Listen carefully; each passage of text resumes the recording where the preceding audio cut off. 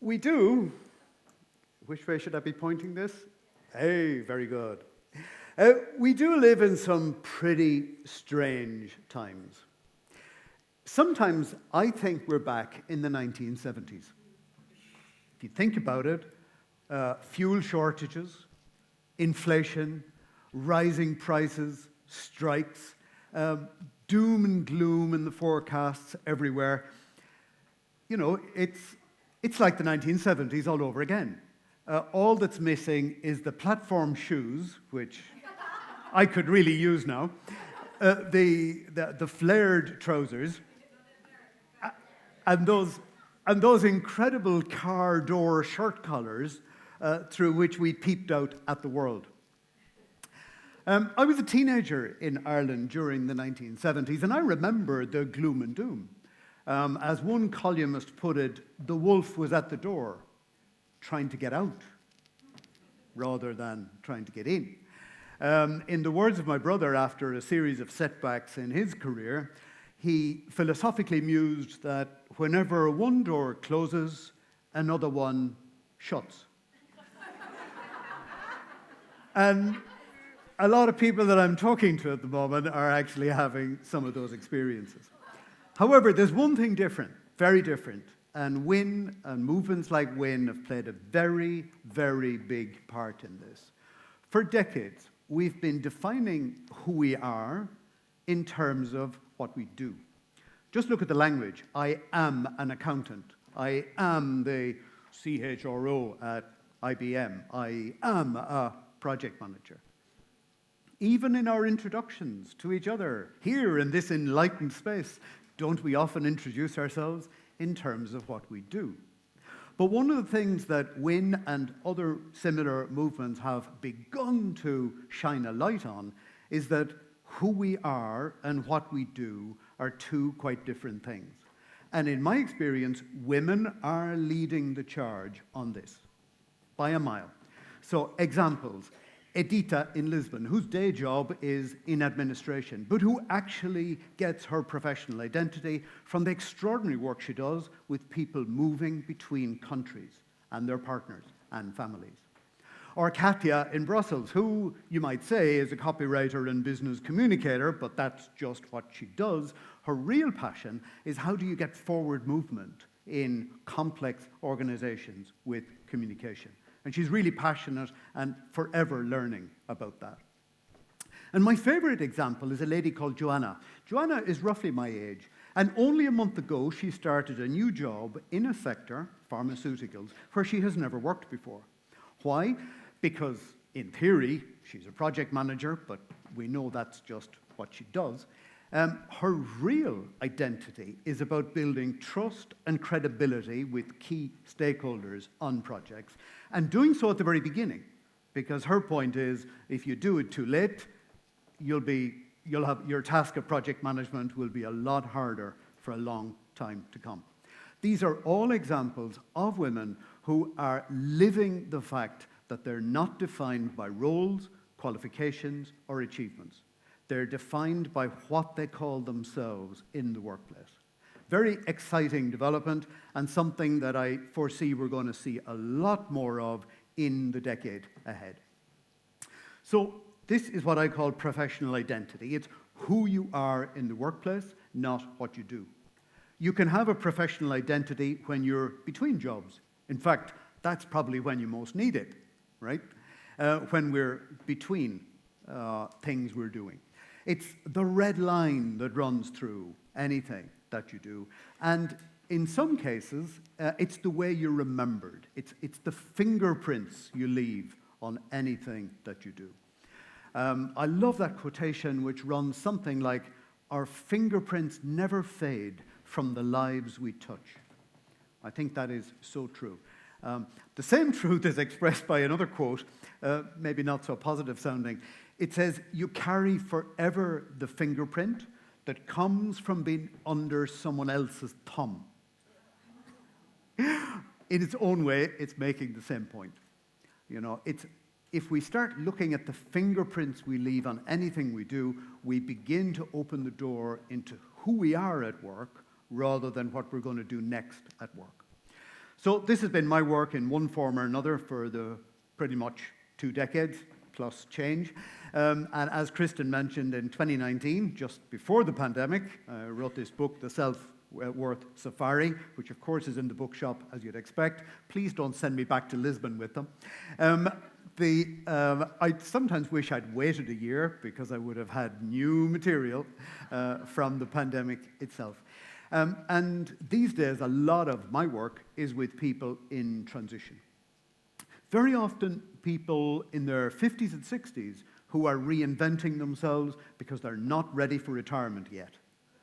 They have, another chapter still to run, or sometimes the best chapter.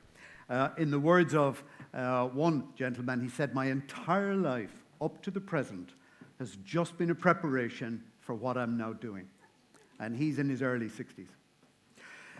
So let's look at this in practice. Let's see what happens. I've taken project managers as an example because we're all project managers now, right? Everything's a project, so we can relate to this one. Let's take 2 people. One is a compound person. I'm calling her Petra this week. She might have been called Peter last week, but we do live in times of change. Petra is a composite of several people. They are people who, define themselves as project managers. They put project management all over their CV. They talk about their qualifications in project management, and therefore they are seen as project managers amongst several thousand other available project managers at any point in time. The other is a very real person. I've already alluded to her, Joanna.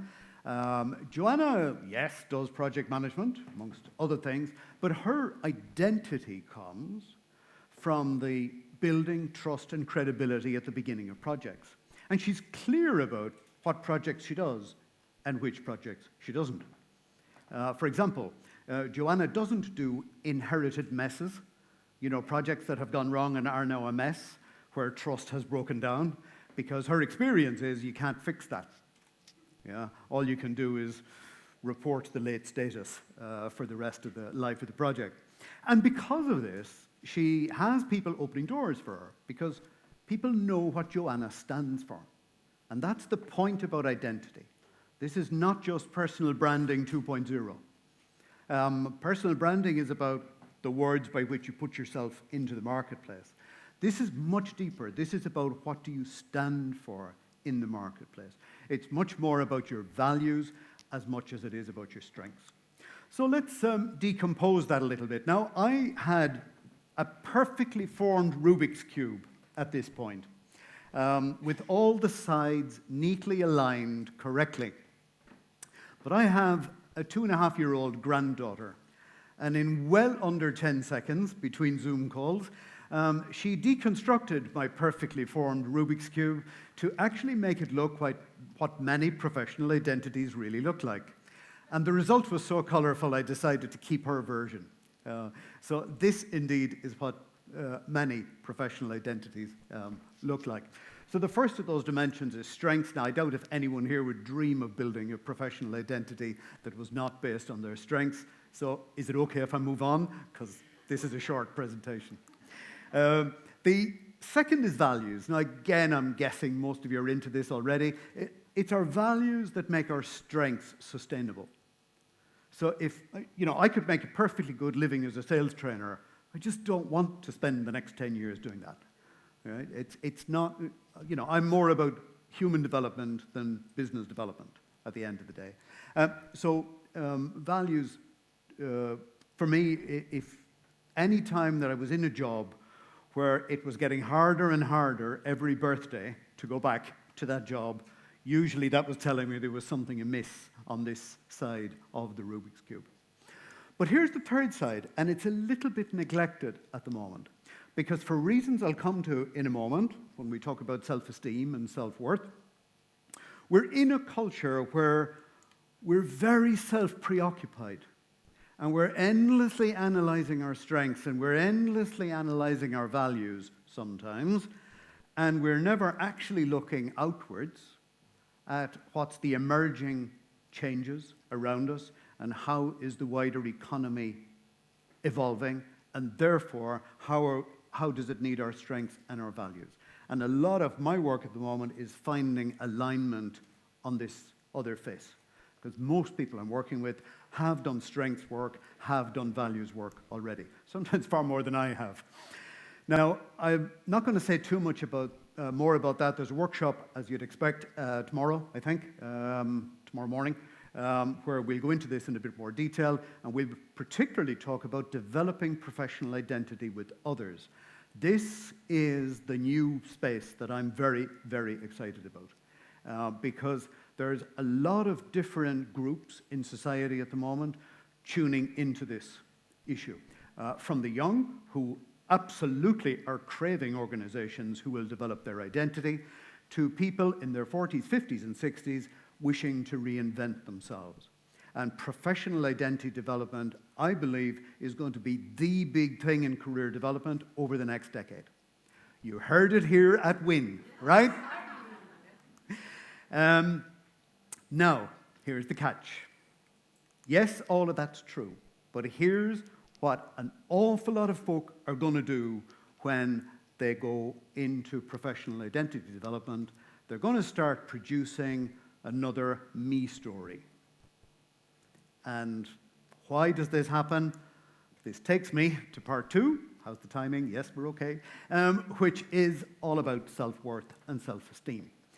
I'm conscious that some people have heard me speak on this before, so I'll keep this as brief as possible. These two things are often mixed up in every language that I know of. Some languages don't even differentiate between the two, notably French. So if French is your mother tongue, expect to have some trouble with this next one. Self-esteem is your reputation with yourself. So says Nathaniel Branden, who wrote 7 books on the subject. Who am I to argue with him? Your reputation with yourself goes up and down. You know, people come to my workshop, self-esteem. Nobody comes to my workshop, self-esteem. We're winning, we're promoting, self-esteem. People like me, self-esteem. The following day, they don't like me as much as I thought, self-esteem. And by the way, it's not the other people's opinion, it's our opinion of ourselves that's the real tyrant here when it comes to self-esteem. Self-worth is like the roots of that beautiful tree. It's unconditional. It's the point about self-worth is it comes from within. It's not dependent on your performance, and it's not dependent on, indeed, anything else. So whenever you see an arrow in a chart pointing towards self-worth, you know it's wrong, right? There are no arrows pointing towards self-worth. Self-worth is the roots of the tree, and anytime somebody starts putting in place conditions for that, they're talking about something else, probably self-esteem.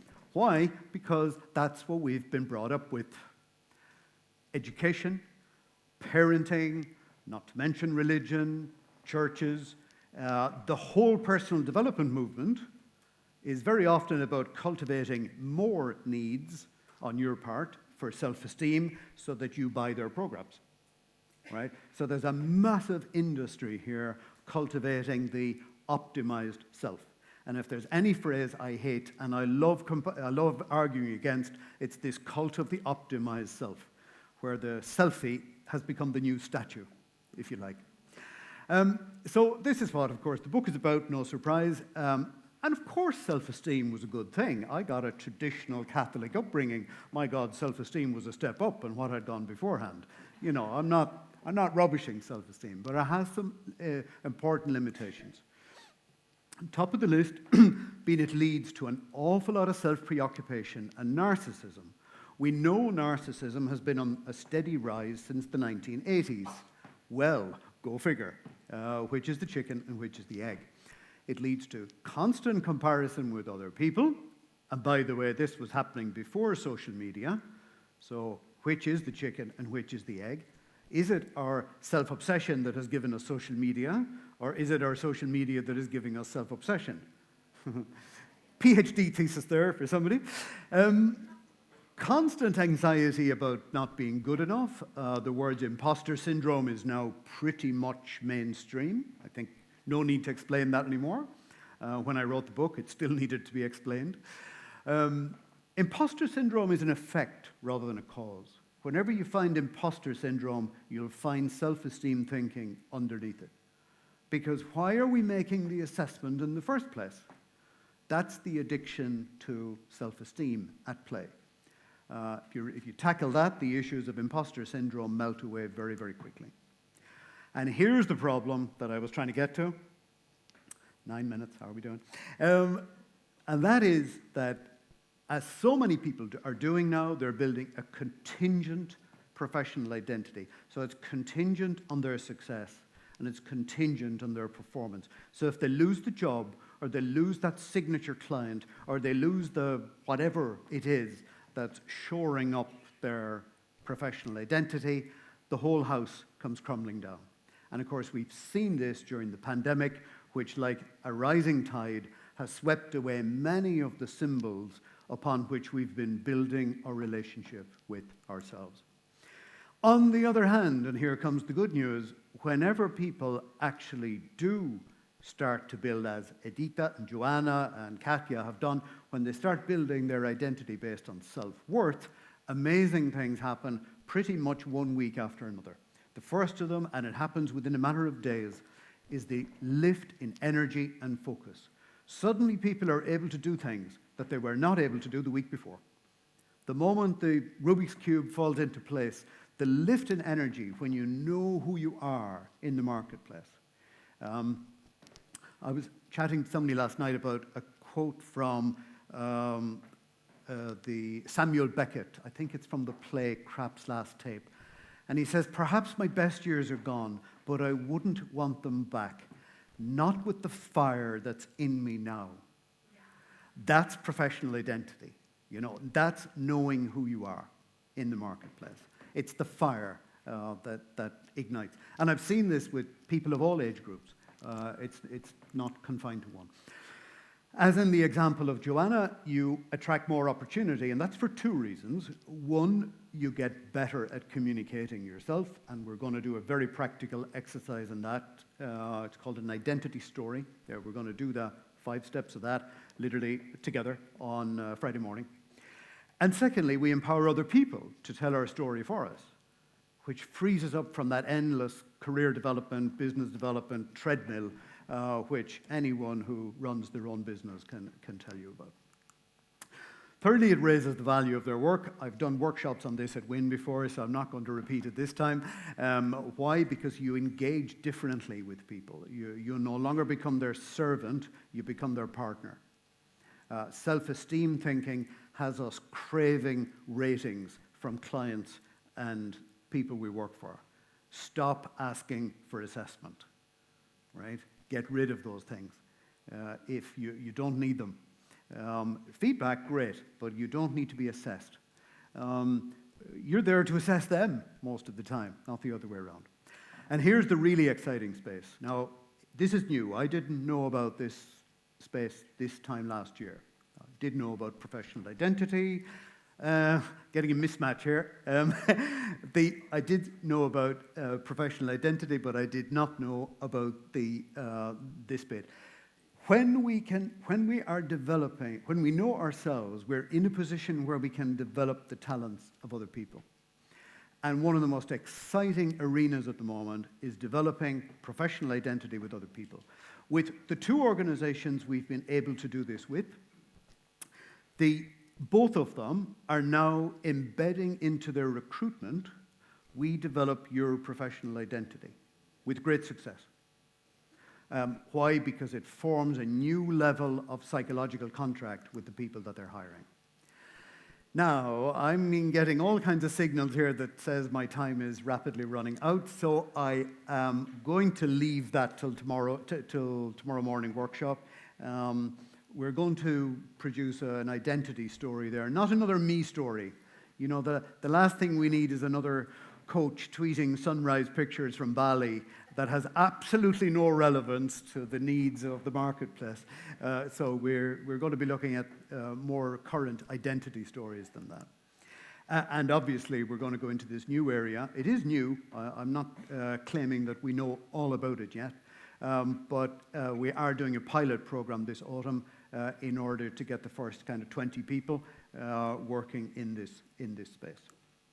I want to finish with a little poem for a number of reasons. I love that quote, by the way. It says, "The privilege of a lifetime is being who you are." It's actually taken me most of a lifetime to understand that quote by Joseph Campbell, and it is very relevant to professional identity. But my all-time favorite, usually read in the context of relationships, is a poem by Derek Walcott, and I'm sure many of you here will know it. It's, for those who have the book, on page 103. With permission, I might add. And my God, I wouldn't like to tell you the number of months it took me to get permission to put this poem into the book. They say it's easier to get forgiveness than permission. I'm not sure this is true in publishing, but anyway. And I'd invite you to read it in the context of knowing who you are. And in particular, I love the second last line that says, "Peel your own image from the mirror." That's very much what professional identity work is about. It's about peeling away the images that we thought defined us. And it's a bit like a new phone. You know, when you peel off that plastic covering and you find it's much clearer and sharper than it was before. And this is exactly the metaphor we're after here. It's called Love After Love, Derek Walcott. "The time will come when, with elation, you will greet yourself arriving at your own door, in your own mirror, and each will smile at the other's welcome and say, 'Sit here, eat.' You will love again the stranger who was yourself. Give wine, give bread, give back your heart to itself, to the stranger who has loved you all your life, whom you ignored for another, who knows you by heart, who knows you by heart. Take down the love letters from the bookshelf, the photographs, the desperate notes. Peel your own image from the mirror. Sit. Feast on your life.